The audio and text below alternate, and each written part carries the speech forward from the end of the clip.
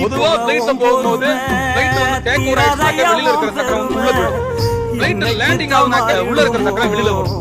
இப்போ ஒரு பொண்ணு ஸ்கூட்டி ஓட்டிட்டு போறாங்கன்னா அவங்க பிரேக் போடுறது நம்ம எப்படி தெரிஞ்சுக்கலாம்? தெரியாது. கையெல்லாம் காட்ட மாட்டாங்க.